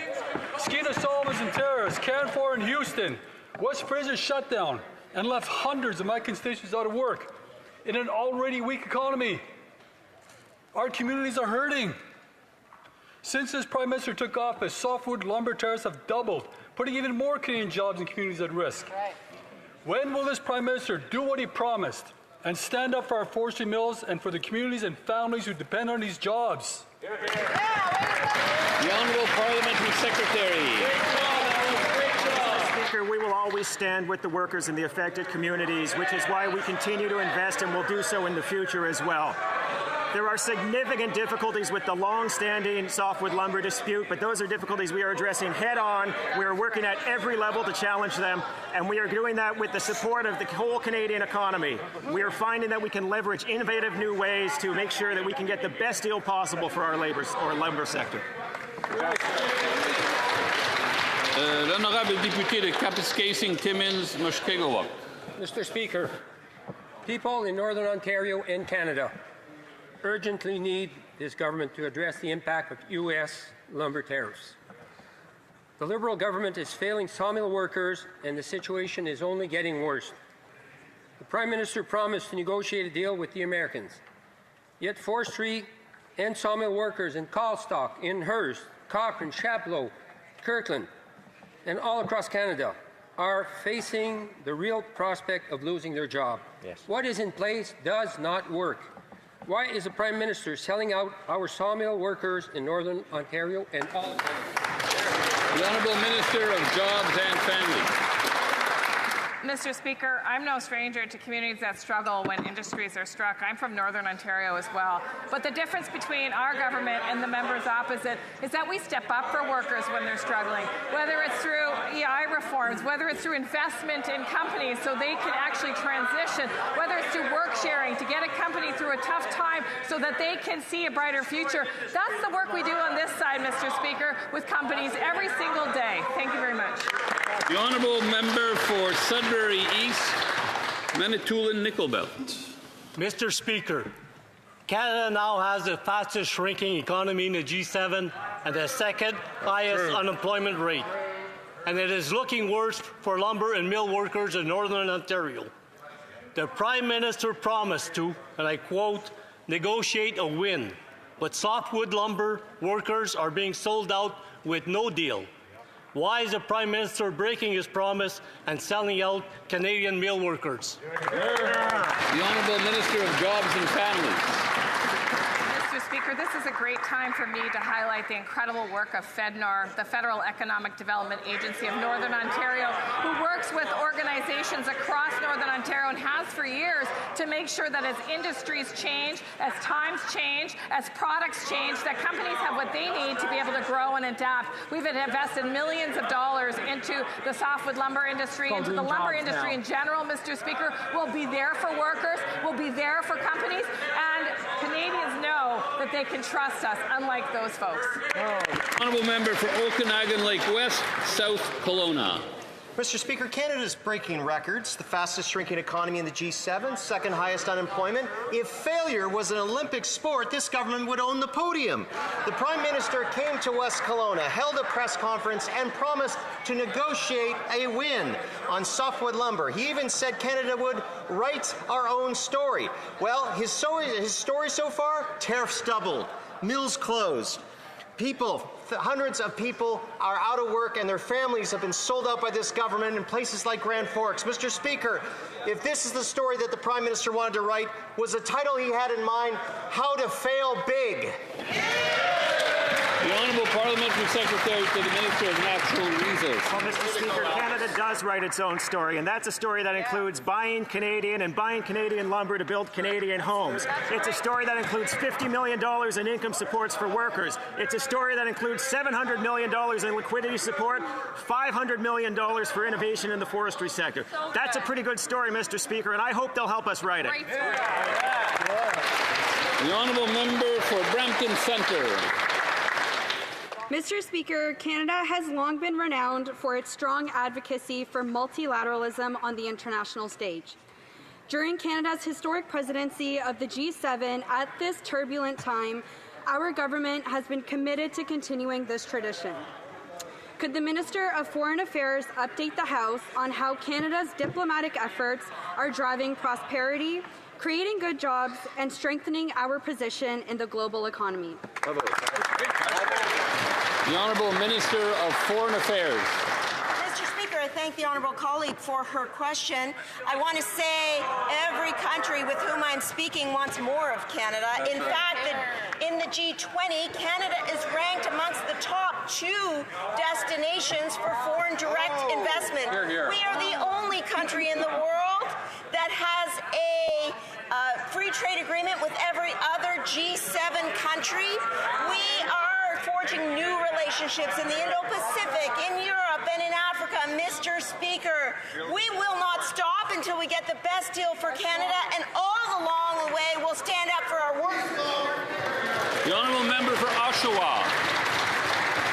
Mr. Speaker, in the G7, Canada has the fastest shrinking economy and the second highest unemployment. And it's only getting worse for auto workers, like the ones in my hometown, Oshawa, The Prime Minister promised to protect Canadian auto workers. Yet one day after his trip to Washington, the Trump administration confirmed no relief. Auto tariffs and a promised $1 trillion to the U.S. Why is the Prime Minister selling out auto workers and families in Oshawa? The Honourable Parliamentary Secretary. Thank you very much, Speaker. I thank the member for the question, and I'm sure the members opposite and all members of this House are well aware that we are in a major moment of transformation. The economy around the world is changing, and that's why we are going to continue to work to get the best deal for Canadians, including Canadian auto workers, through U.S. But we're not stopping there, Speaker. We're also working around the world to create new markets for Canadian auto, for Canadian workers, to make sure that we're signing up new deals with countries in ASEAN, in countries in Mercosur, because that is how we're going to make sure that Canadian remains strong and Canadian workers have good paying jobs. The Honourable Member for Oshawa. Mr. Speaker, it's clear the only auto workers that these Liberals stand with are U.S. auto workers. Yeah. This is personal. These are good, livable jobs that helped families buy homes, raise kids, and retire with dignity. They've done everything right, and now they're being told their jobs don't matter. These losses are the direct result of the Prime Minister's failure to stand up for Canada's auto workers, even though he promised. How can families in Oshawa and across Canada ever trust this Prime Minister again? The Honourable Parliamentary Secretary to the Minister of International Trade. Speaker, thank you. This government will never let Canadian auto workers down. We will not let any workers down. We will work day and night to make sure that Canadian auto industry remains one of the best success stories. And that's why, as we speak, Minister of Canada-US Relations is down in Washington working hard to negotiate a deal that is right for Canadian workers, and that's why the Minister of International Trade is in Africa to make sure that we have opportunities in other parts of the world. We will continue to that work so that Canadian workers have good paying jobs right here in Canada.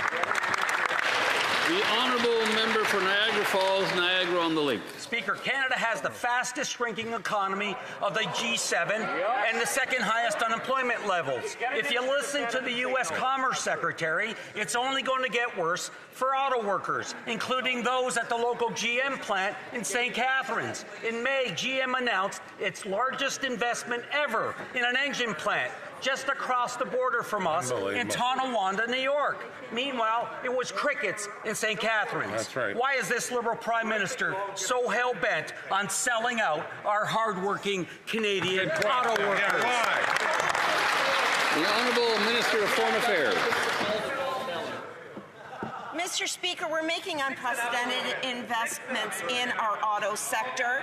The $5 billion Strategic Response Fund, for example, and all the while we are making sure that workers are supported. Companies like Nexstar Battery have committed to hire 2,500 workers and have just hired their 1,000th worker, Mr. Speaker. As an MP with Ford Motor Company in my backyard, let me tell you, we are here for the workers, we are here for the auto sector, and we will get the best deal for our country. The Honourable Member for Niagara Falls, Niagara-on-the-Lake.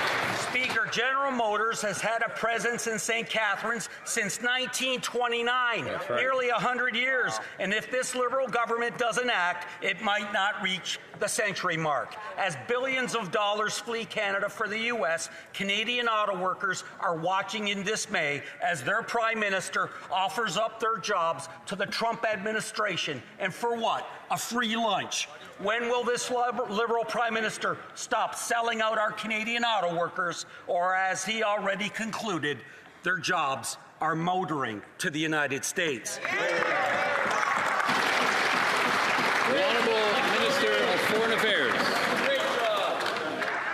Mr. Speaker, while we are on the topic of Canadian workers, first of all, let me thank Canadian workers, and in particular unionized workers, for contributing to the growth of our economy every single day. Our government ensured that the workers who are unionized are going to have 20 extra weeks of EI. That's expected to help thousands of workers. Mr. Speaker, put $450 million for retraining and upskilling to help more than 50,000 workers. Mr. Speaker, the opposition doesn't like. The honourable member for Essex. Canada has the fastest shrinking economy in the G7 and the highest unemployment rate. 150 workers at the Stellantis plant in Essex-Windsor have lost paychecks, and now we learn that investments of $10 billion are going to a U.S. battery plant. Wow. One day after the Prime Minister's trip to Washington, the Trump administration said, no auto deal is coming. Why is the Prime Minister selling out Canadian auto workers in Essex, all the while fueling the tank of the U.S. economy? The Honourable Minister of Jobs and Family.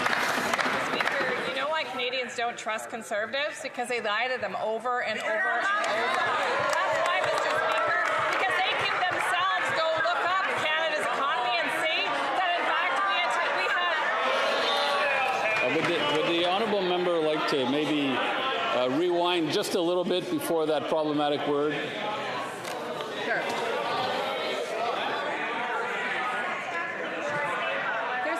Mr. Speaker, the Canadians don't trust the Conservative Party. It's because they actually don't trust the words coming out of their mouth. Over and over and over, they hear misinformation. In fact, Stats Canada shows that our economy grew in Q1 of 2025. And of course, there are changes to our economy. And of course, we have sectors that are struggling. But you know what Canadians know, Mr. Speaker? They know we have their back. While they laugh at supports for workers who have lost their job, extra 20 weeks, my son and other people who are at...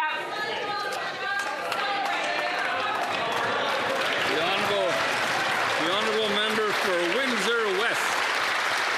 Mr. Speaker, Canada has the fastest shrinking economy in the G7 and the second highest unemployment, contrary to what these guys believe. It's only getting worse for weak people in Windsor. The Prime Minister is breaking his promise that it would protect Canadian jobs. A day after his trip to the U.S., we just got told there's no deal coming. Jobs in Canada at risk, and the Prime Minister is pledging $1 trillion to grow the U.S. economy, which is a slap in the face to our workers. He moved his own company, Brookfield, to the U.S., and now he's doing the same for Canadian jobs. Why is this Canadian Prime Minister helping the U.S. grow their economy? The Honourable Government House Leader. Canada's economy is in fact growing, Mr. Speaker. The Honourable Member for Newtecumseh-Gwillimbury. Auto workers at Honda Canada and Alliston are outraged. This Prime Minister sold them out again. He folded like a cheap suit in front of Donald Trump. Canada already has the fastest shrinking economy in the G7 and the second highest unemployment rate. Now the Liberals have failed to secure a deal with the Americans. They're stripping the auto industry for parts and shipping those jobs straight to the U.S. Enough broken promises. Why are Canadian auto workers paying the price for this Prime Minister's failures? The Honourable Government House Leader.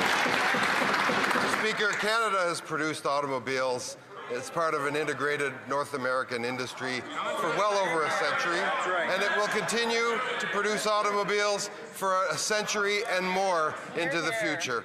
And that member knows well that we are standing up every day for union jobs in automaker plants right across this country.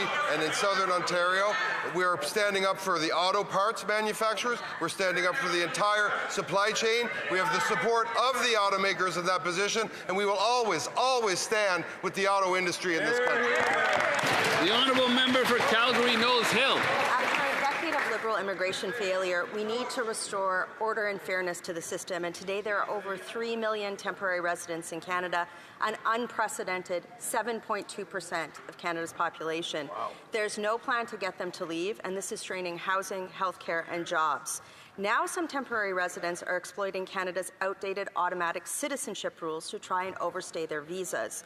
Will the minister align with most other countries in the world and require at least one parent to be a citizen or permanent resident to qualify for automatic citizenship? The Honourable Minister of Immigration, Refugees and Citizenship. Merci beaucoup, Monsieur le Président. La loi du Canada est claire et le suivant.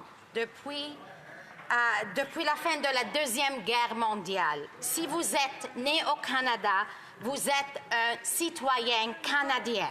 Ce gouvernement continuera de soutenir un cadre de citoyenneté juste et constitutionnel solide. Merci. Member for Calgary Nose Hill. The problem is, for the first time in Canadian history, we have over 3 million temporary residents in the country, and the Liberals are still issuing record level of more temporary resident permits. So now you combine that with the Liberals' broken humanitarian claim system, a protracted appeal system, and their reluctance to deport. What's happening is that most temporary residents effectively stay here indefinitely. Fairness must be restored. Will the minister update our outdated laws and require at least one parent to be a citizen or permanent resident to qualify for automatic citizenship? The Honourable Minister. Thank you very much, Mr. Speaker. The honourable member has her facts wrong. This country and this government will not create a two-tier system, and we will never penalize the children for the children in this country that are born here. Thank you. Honorable député de Longueuil-Saint-Hubert. Monsieur le Président, les tribunaux ont été clairs. Une limite des premières générations à la transmission de la citoyenneté par filiation est inconstitutionnelle. Nous avons le devoir de répondre à ces constats et de proposer un cadre entourant les régimes de citoyenneté qui soit juste et conforme à la Constitution. La ministre de l'Immigration, des Réfugiés et de la Citoyenneté pourrait-elle partager comment le projet de loi C3 offre un recours à ceux qui ont été privés de leur citoyenneté et permet un accès équitable à la citoyenneté pour les générations futures? Merci, monsieur. L'honorable ministre. Merci, monsieur le président. Je remercie mon collègue pour cette question. Avec le loi C3, on offre une solution aux Canadiens perdus résidents. Restons. En même temps, on va assurer que les enfants nés ou adoptés à l'étranger pourraient accéder à la citoyenneté à condition que leurs parents canadiens, eux-mêmes nés ou adoptés à l'étranger, aient un lien substantiel avec le Canada. C'est comme ça qu'on équilibre l'équité avec la protection de la valeur immense de la citoyenneté canadienne. Merci. Le député de Chicoutimi-Le-Fjord. Monsieur le Président, le Canada a l'économie qui s'affaiblit le plus rapidement des pays du G7. Le premier ministre avait promis de négocier une victoire avec le président Trump, mais malgré concession après concession, les travailleurs de l'industrie du bois d'œuvre sont les grands perdants. Le premier ministre est revenu de Washington les mains vides. Pire encore, le bois d'œuvre n'est même pas sur sa liste des priorités. Le premier ministre avait promis une entente pour enlever tous les tarifs. Pourquoi, une fois élu, il ne respecte plus ses promesses?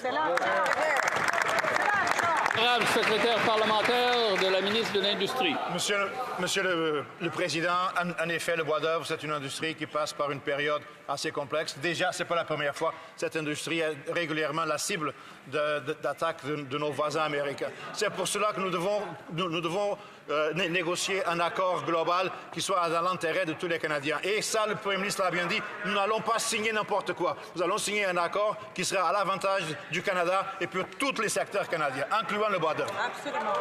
L'honorable député de Chicoutimi-Le-Fjord. Monsieur le Président, les droits de douane sur le bois d'œuvre canadien ont doublé depuis l'arrivée de ce premier ministre. L'Association des produits forestiers du Canada a lancé un cri d'alarme. Je cite, « Avec plus de 200 000 emplois directs en jeu, le secteur demande au premier ministre d'accorder la même urgence au bois d'œuvre que l'acier et l'aluminium. » Pourquoi le premier ministre laisse tomber les 200 000 travailleurs du secteur forestier et les familles qui dépendent de ces emplois? Honorable secrétaire parlementaire. Monsieur le Président, nous connaissons très bien le secteur du bois d'œuvre. Je connais très bien le secteur du bois d'œuvre au Québec, Monsieur le Président. Ce n'est pas la première fois que nous jouons dans cette chanson-là avec nos voisins américains, Monsieur le Président. Nous allons être capables de négocier un accord avec eux et c'est pour cela que nous n'allons pas signer n'importe quoi. Nous allons nous assurer que l'accord qu'on signera sera au bénéfice de tous les Canadiens et de tous les secteurs.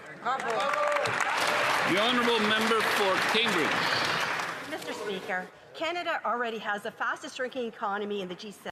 and the second highest unemployment. It's only going to get worse in Cambridge auto workers who work at Toyota with jobs and investments fleeing south. Just after the Prime Minister's trip to Washington, the Trump administration says there will be no deal on autos, putting thousands of workers and their families at risk.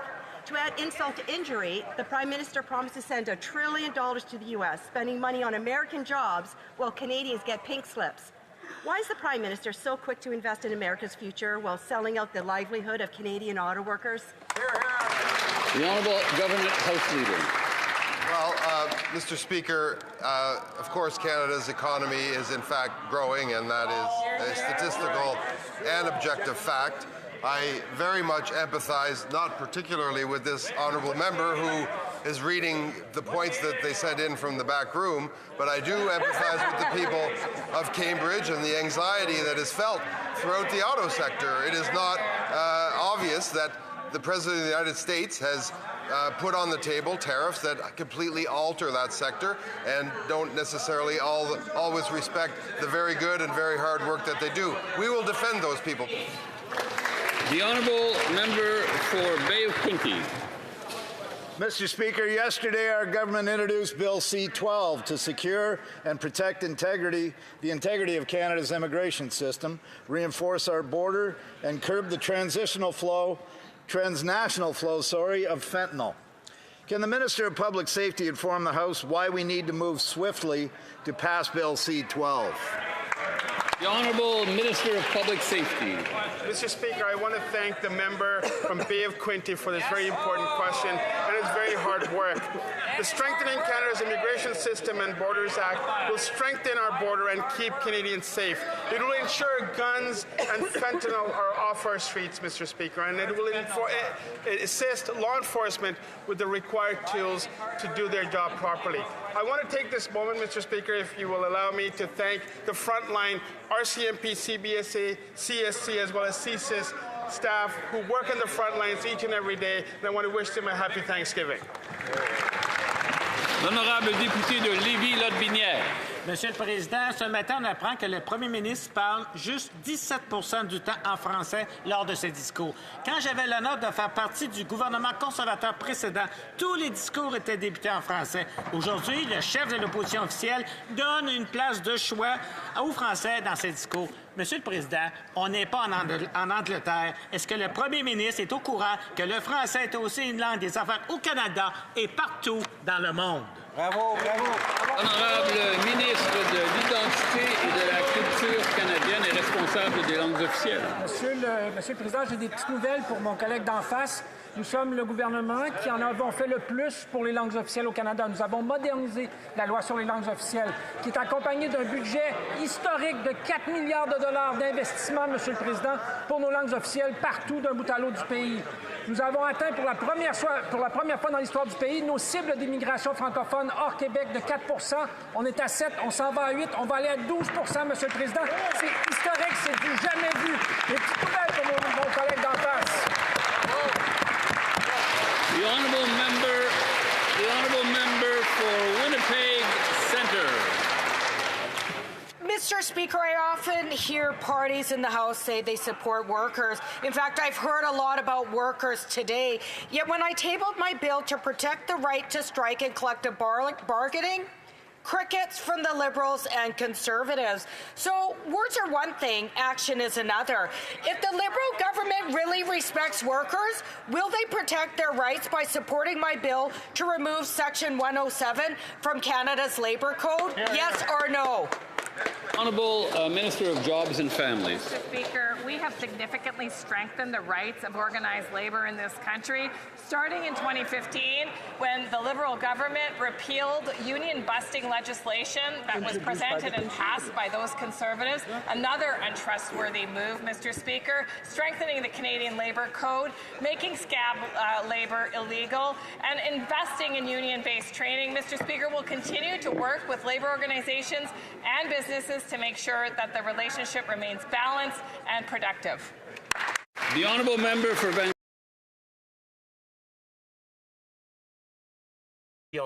la plus forte du G7. Pour ce faire, nous investissons dans les Canadiens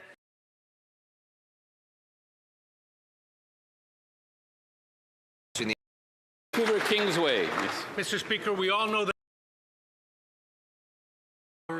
of investment in AI. In the beginning of the year announced that there would be 500. Can't be much of an emergency if we didn't have an opposition day motion on that. Best of the worst. Why don't we just want to be the best? Prime Minister, because I'm sure he'll give him a lesson on macroeconomics. One thing, just take one measure, just take one simple measure.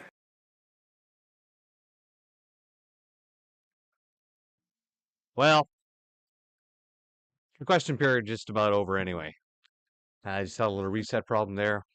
We could spend about 10 minutes trying to find where we were, but realistically, we were really just near the end. There was 38 questions asked, 75 lies. NDP usually gets about the last question. We've already had the 3 free BQs, freebie questions that Liberals asked themselves with 3 answers for that. But yep, same trend, same answers. The only thing they didn't touch today with their same answers, they didn't once mention that they're giving free lunches to people because they destroyed the economy. I don't think they mentioned today their dental plan either. Well, that's probably because Philip Champagne wasn't in there to say, "Hey, good news, Mr. Speaker, news." Yeah. But they did mention that they got elected. One of the members had to mention that as a response. Hey, the Canadians chose and we got elected, so you're stuck with us. Yep. That's about it. Anita Anand lying her face off. Same thing with the Justice Minister and McKinnon. Oh my goodness. The economy is not shrinking. Yeah, okay. So you had a little bit of growth in the last announcement between the previous month and the current month. That's what he's going by. But overall, if you look between 2015 and now, the economy has massively shrunk. In fact, overall, if you look from January to October, with only a smidgen of growth in between a couple of months, overall, the economy is shrinking. But that's not how the Liberals work. You guys forgot during the last Parliament when they actually had a report that stated something. They couldn't even flip the page to look at that. They would just state figures from the first page. Oh, look, Mr. Speaker, it says right here this. And the Conservatives would be like, guys, flip the frickin' page over. It's right there, which they refuse to do. Why? Because they are lying scum. They can only present one image in order to maintain control. That's all they ever do. That's all they ever do. All right, well, that brings us to the end. Thanks for hanging out. Please like, share, subscribe. Please leave a comment. Really appreciate that. I try to go through and answer them all. And join us back tomorrow morning at 9 a.m. for Blazing Cat for Fridays. And after that, we will be doing the early question period, I believe starting at 10:30 for the question period, starting at 11 o'clock. Or, of course, that would start about 15 minutes later after that as well. So, yeah, 2 shows tomorrow. Going to be busy. Excellent. We'll see you next time. Have a great one. Bye-bye. See if we can get this nap intro fade. There we go.